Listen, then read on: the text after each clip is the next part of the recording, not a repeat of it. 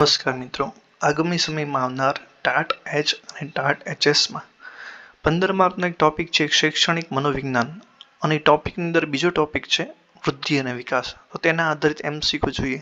જો તમે પાર્ટ 1 અને પાર્ટ 2 ન જોયો હોય તો જરૂર ને જરૂર જોજો. પ્રથમ પ્રશ્ન છે, કઈ શૈલીમાં ઉછરેલા બાળકો સરમુખત્યારશાહી સત્તાવાળા વાતાવરણમાં ઉછરાયા હોય છે? એ છે આપખુદ, બી છે અધિકૃત અને પારસ્પરિક, સી છે છૂટછાટવાળી, ડી છે સામેલગીરી વિનાની. તો જવાબ આવશે એ. મિત્રો, જો તમને જવાબ આપતા હોય તો જરૂર ને જરૂર કોમેન્ટ બોક્સમાં કોમેન્ટ કરજો અને જો તમને વિડીયો ગમે તો ચેનલને જરૂર ને જરૂર લાઈક સબસ્ક્રાઈબ કરજો અને તમારા જે બીજા મિત્રો છે જે શિક્ષક બનવાની તૈયારી કરે છે એને પણ જરૂર ને જરૂર મોકલજો. બીજું છે, કઈ અવસ્થામાં અસલામતીના અનુભવથી સ્વકેન્દ્રી કે અંતર્મુખી બને છે? એ છે તરુણાવસ્થા, બી છે વૃદ્ધાવસ્થા, સી છે બાલ્યાવસ્થા, ડી છે પ્રૌઢાવસ્થા. તો જવાબ આપણે જોઈએ તો વૃદ્ધાવસ્થા છે. ત્રીજું છે, બાળ ઉછેરની પૈતૃક શૈલીમાં બાળકમાં કયો હકારાત્મક અભિગમ કેળવાય છે? એ છે આપખુદ શૈલી, બી છે અધિકૃત અને પારસ્પરિક શૈલી, સી છે લાડ લડાવવાની અને છૂટછાટ, ડી છે અધિકારશાહી શૈલી. તો જવાબ આપણે જોઈએ તો જવાબ છે બી અધિકૃત અને પારસ્પરિક શૈલી. ચોથું છે, વૃદ્ધિ માટે શું સાચું નથી? એ છે વૃદ્ધિ સતત ચાલતી પ્રક્રિયા છે, બી વૃદ્ધિ એટલે વૃદ્ધ થવું, સી વૃદ્ધિ એ વિકાસનો એક ભાગ છે, ડી વૃદ્ધિ માત્ર શારીરિક ઘટના છે. જવાબ જોઈએ તો એ છે વૃદ્ધિ સતત ચાલતી પ્રક્રિયા છે. પાંચમું છે, માનવ વિકાસની પ્રક્રિયાને સમજવા માટેના મુખ્ય આધાર સ્તંભ કેટલા છે? એ છે 1, બી છે 2, સી છે 3, ડી છે 5. તો જવાબ છે આપણો સી, 3 આધાર સ્તંભો છે. છઠ્ઠું છે, નીચેનામાંથી અયોગ્ય વિધાન પસંદ કરો.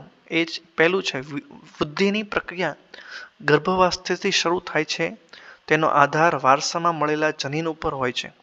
બીજું છે, વૃદ્ધિની પ્રક્રિયા અમર્યાદિત સમયમાં પૂરી થાય છે, એક તબક્કે વૃદ્ધિ અટકે છે, તે પરિસ્થિતિને પરિપક્વતા કહે છે.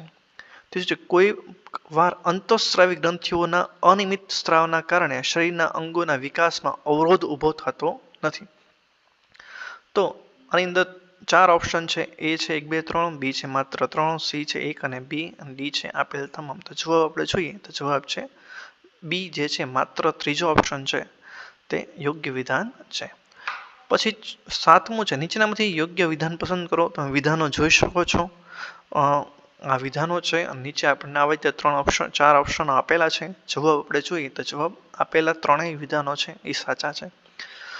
8મું છે, દુર્ગાનંદ સિંહાએ આપેલા બાળકના વિકાસમાં કયા વિભાગનો સમાવેશ થતો નથી?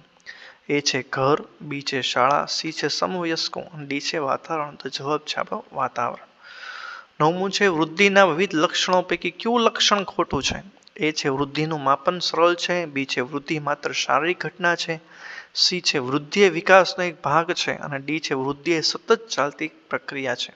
અહીંયા ખોટું છે એ માટે પૂછ્યું છે તો જવાબ આપણો ડી છે કે વૃદ્ધિ એ સતત ચાલતી પ્રક્રિયા છે.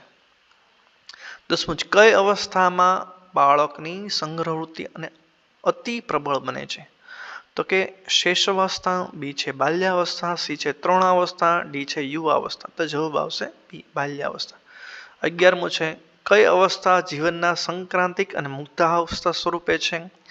એ છે યુવાવસ્થા, બી છે કુમારાવસ્થા, સી છે કિશોરાવસ્થા, ડી છે બાલ્યાવસ્થા. તો જવાબ આપણે જોઈએ તો યુવાવસ્થા તેનો જવાબ છે. 12મું છે, કિશોરાવસ્થા અને કુમારાવસ્થાને બીજા શબ્દોમાં શું કહેવાય? તો એ છે બાલ્યાવસ્થા અને તરુણાવસ્થા, બી છે કુમારાવસ્થા અને યુવાવસ્થા, સી છે બાલ્યાવસ્થા અને યુવાવસ્થા, અને ડી છે પાંગડાવસ્થા અને તરુણાવસ્થા. તો જવાબ આપણે જોઈએ તો એ જવાબ છે તે સાચો છે. 13મું છે, કઈ અવસ્થા જીવનની વસંત કહેવાય? વસંત અવસ્થા. તો કે કિશોરાવસ્થા, મુગ્ધાવસ્થા, યુવાવસ્થા કે પ્રૌઢાવસ્થા. તો જવાબ છે બી, મુગ્ધાવસ્થા જીવનની વસંત છે. 14મું છે, તરુણાવસ્થાના બીજા કયા નામે ઓળખાય છે? તો નીચે તમે જો 1 થી 4 ઓપ્શન આપ્યો છે, મુગ્ધાવસ્થા, પાંગડાવસ્થા, પુખ્તાવસ્થા, યુવાવસ્થા, અને એ બી સી ડી માંથી જવાબ ગોતવાનો છે. જવાબ આપણો બી છે, એ અને 1 અને 2, એટલે કે મુગ્ધાવસ્થા અથવા તો પાંગડાવસ્થા તરીકે ઓળખીએ છીએ. 15મું છે, યુવાવસ્થાને બીજા કયા નામે ઓળખાય છે? તો કે એ તરુણાવસ્થા, પુખ્તાવસ્થા, મુગ્ધાવસ્થા કે પાંગડાવસ્થા. તો જવાબ છે બી, પુખ્તાવસ્થા સ્વરૂપે આપણે ઓળખીએ છીએ. મિત્રો, જો તમને અમારો વિડીયો ગમે તો ચેનલને લાઇક સબસ્ક્રાઇબ જરૂર કરજો અને તમારા જે બીજા મિત્રો છે તેને જરૂર ને જરૂર અમારો વિડીયો શેર કરજો.